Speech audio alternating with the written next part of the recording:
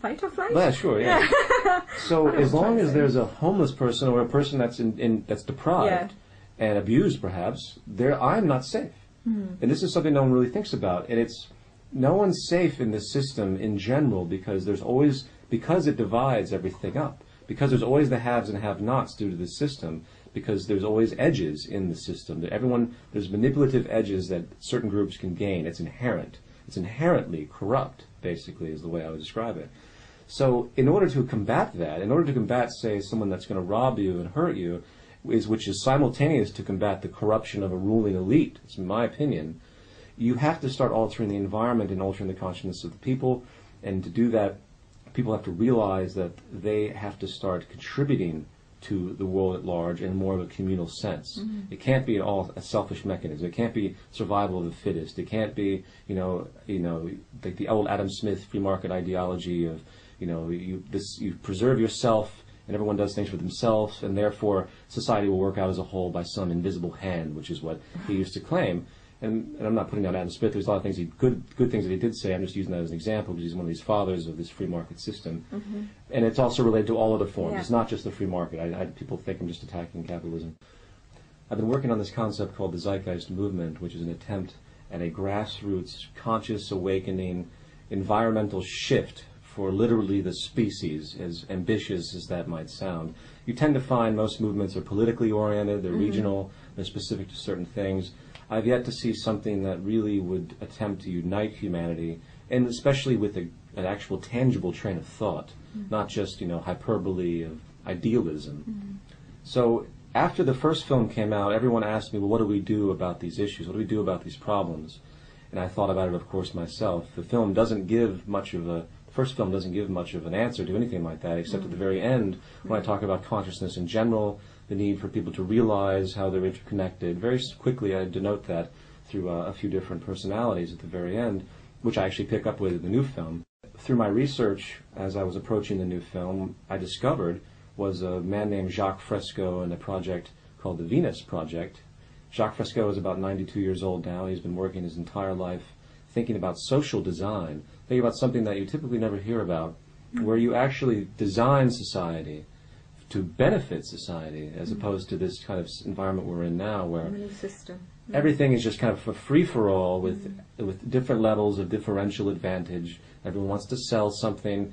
Nothing really gets done in our current society unless money can be made from it. There are all sorts of problems, such as the fact that we think we live in a free society. Well, you might be free enough to step out your door and walk down the street and go buy things, but you're only as free as your purchasing power will allow you to be. Exactly. So, it's really, there's no such thing in a monetary system as a free country. It doesn't exist. So you're a slave to a corporate structure, basically, very simply put. Jacques Fresco, he presented new ideas to me that I had never thought about, and it took a long time for me to absorb, like I think a lot of people, when they first hear about these ideas, it takes a very long time for them to realize, because they've been so indoctrinated into this sort of, freedom-oriented capitalist connotation, or free market connotation, where they think that they associate freedom with the fact that they go and they can buy whatever they want. They can buy from, they can choose from 75 types of cereal in a grocery store. But yet there's only 2 political parties in their country. Exactly. So there's a massive disconnect. That's crazy, isn't and they have it? no idea that democracy is a complete illusion, because in a true democracy, well, first of all, whatever a true democracy may be is actually to leave to question. But in our system, money rules everything. And all you have to do is look at any campaign across the world, especially in the Western world, to see that money and the financial support coming from financial backers, the financial industry itself, they put people in power that support the industry at large. The United States, for example, is just a large corporation. Of course it is. And just like the UK or anything And if else. people can't say that, then they really need to open their eyes. Absolutely. And that's one of the things that people don't really think about much, is the real problem of money itself. And this is what Jacques Fresco thought about. And in his final conclusions that I found, it made perfect sense to me. It's that you can't have balance or equality or a world without poverty or a world without war or any of these sort of utopian Christian ideals that people think about in a very traditional sense. Like, why can't we have people living, this and that, in a balanced, classless, non-hierarchical, non-elitist type of environment? Why is it the elite always come to fruition? And to really figure it out, you didn't recognize that the biggest tool, the biggest catalyst of this is the monetary system, because it perpetuates stratification. It perpetuates greed, it perpetuates poverty, it perpetuates scarcity. The monetary system creates scarcity because scarcity is rewarded. So you can never have a world of abundance. You can never have a world where everyone's fed, because in such an environment, no one can make money off of it, inherently. So scarcity and deprivation is built into the system. Corruption is built into the system. You have to start designing society to benefit humanity as a whole. And scarily enough, to many people in this fearful New World Order kind of environment of people that think this way, you need a certain degree of technological world unification in order to do so. And when I say this, a lot of people say, whoa, that's like one world government. And if people think about that... that's been on a lot of people's lips, actually. They're very scared about how it could go down that path. Sure, but there's an inherent fallacy to these notions.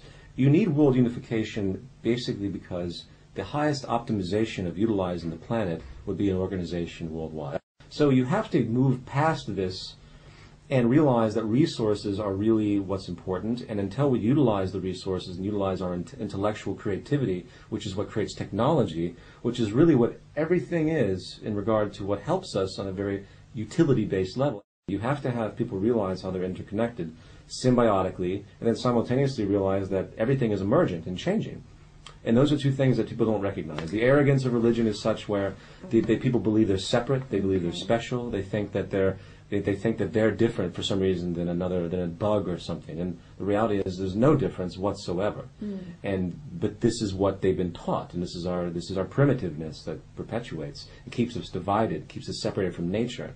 Because once you step back and realize how we're connected to nature, and again, first of all, we're connected to nature to the effect that everything we do has a cause and effect, and with each other and everything else, and with the environment. Corporate pollution is unbelievable. They don't care about the environment. No one's realizing this. So when we realize that, you realize that in order to live in harmony with nature, you have to actually listen to nature, understand its processes, its natural laws, in a line that there's no reason we should do anything that's not sustainable. 75% of most production is waste.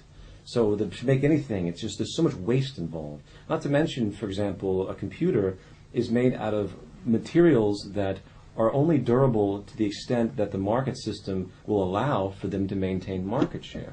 So the highest form of resources aren't utilized to make things like really long and efficient, because inherently they have to keep market share. Exactly. So things get more and more cheap. Everything's meant today to break down. Planned obsolescence. It's unsustainable. And that's very very hideous for us, because it has so many ramifications, from the landfills to the pollution. So we're totally out of line with nature. So the first thing that has to happen, I think, is that people need to realize that all operations have to be environmentally aware, period. And if you're in a position that it's not, then you're doing something wrong. And with the system obviously is wrong when you step back far enough, because you see the system doesn't reward any of that. So I think when that awareness comes forward, for example, then people will begin to shift. And it's slowly happening, very slowly, unfortunately, because we're still paralyzed by the system.